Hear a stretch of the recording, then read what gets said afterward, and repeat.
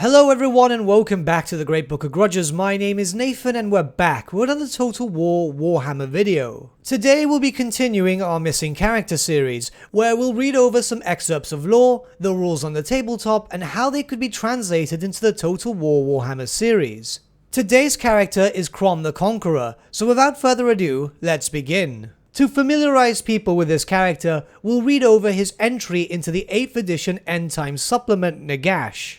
Crom the Conqueror, harbinger of the end times. Before Vardek Crom was out of childhood, he could wield an axe and sword with a skill that far outstripped his tribe's greatest warriors.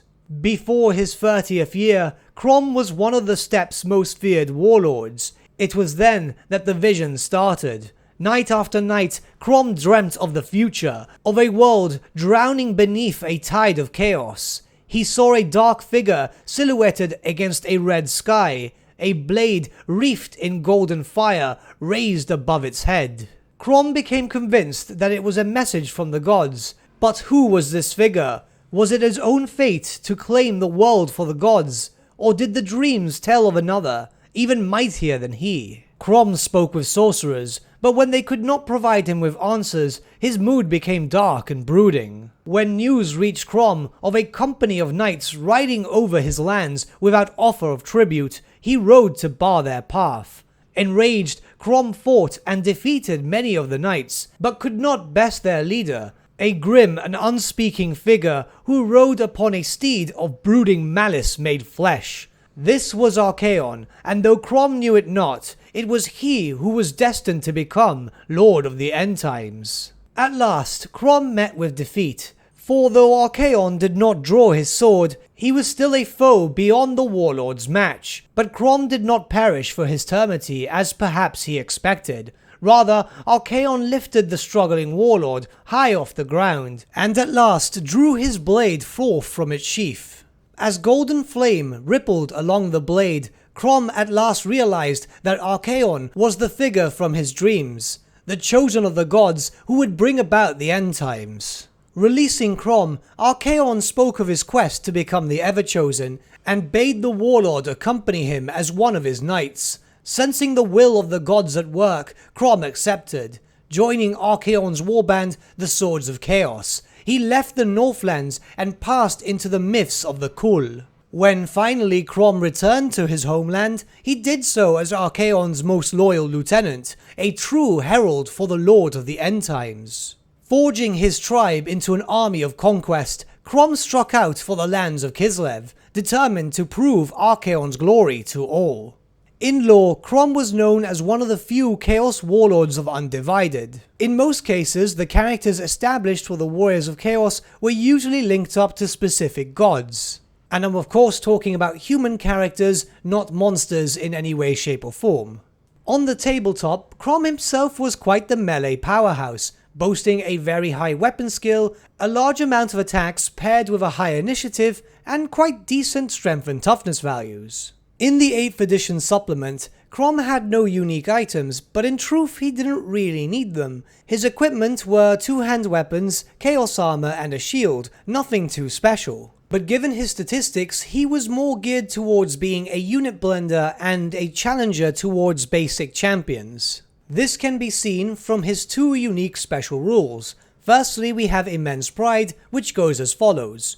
Crom must always issue a challenge whenever possible, and must always accept any challenge issued by the enemy. If other Chaos Warriors with the Eye of the Gods special rule are present in the same combat, then Crom must still be the one to issue/answer any challenges. So how could this be translated into Total War Warhammer? Well, we are aware that Creative Assembly are dabbling with the idea of introducing duels or some form of duels into Total War Warhammer. More than likely, such a mechanic would appear in the 3rd and final game of the series. While the challenge system from Total War 3 Kingdoms wouldn't really make that much sense for Total War Warhammer, dueling could still be possible if they take inspiration from a Total War Saga Troy. Perhaps he could have an inbuilt mechanic which allows him to intervene into duels. Imagine you have a spellcaster lord that's being targeted. Crom could essentially push that lord out of the way and deal with the challenge himself. I know that mechanic might not be the most exciting, however the second possible one might be more to everyone's interest. This is the Way of the Warrior, and it goes as follows. At the start of each close combat phase, you must declare whether Crom is using a hand weapon and a shield, or two hand weapons. He is treated as being armed only with those weapons until the next time he attacks in the close combat phase, at which time you can choose whether he will carry on using the same weapons or swap over as you see fit. Essentially, on the tabletop, when Crom used a hand weapon and shield, he had a higher armor value, and when he fought with two hand weapons, he got a really good amount of extra attacks, 3 more to be in fact, which was absolutely insane.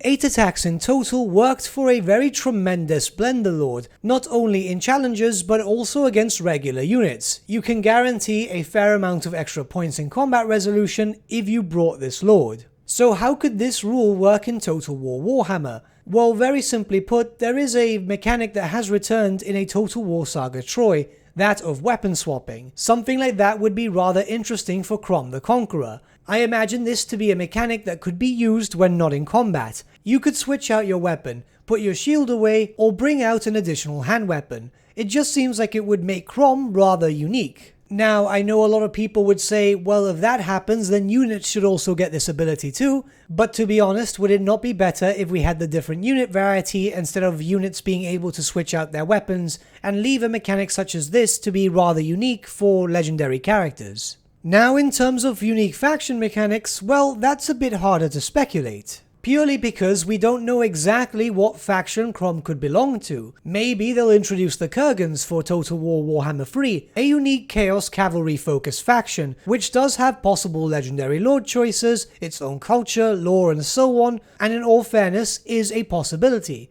It could also be that Crom, being a Chaos Warrior, the Herald of the Everchosen, he might be moved to the Warriors of Chaos. In all fairness, that does also make a lot of sense. There is also the possibility that Creative Assembly would lump him into Norska, as Norska are the Chaos variant of the Empire clones. In all honesty, that's something I don't want myself, but there is a possibility. Were it my choice, we would see the Kurgans implemented alongside Crom and possibly Tamukhan. But I suppose with a good enough Warriors of Chaos rework, it's okay if he gets implemented into the baseline Warriors of Chaos faction. But what do you guys think? Let me know your thoughts in the comments below and let's start a bit of a discussion, shall we?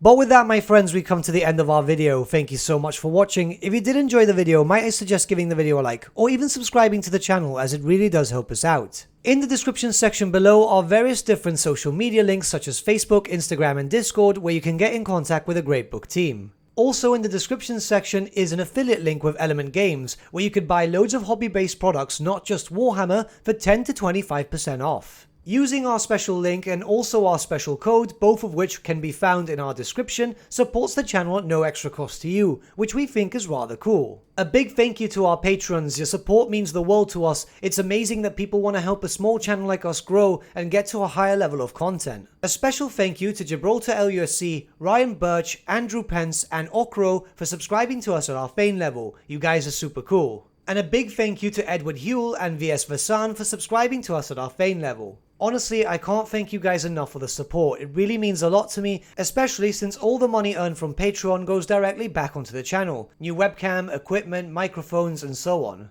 And a big thank you to all of you liking, sharing, commenting on these videos. Honestly, I'm really enjoying creating this content and chatting to all of you guys about speculation, new content, and so on. It's absolutely awesome. It's been nice to make a few friends along the way. But with that, my friends, thank you so much for watching once again, and I shall see you all again very, very soon. Have a good day.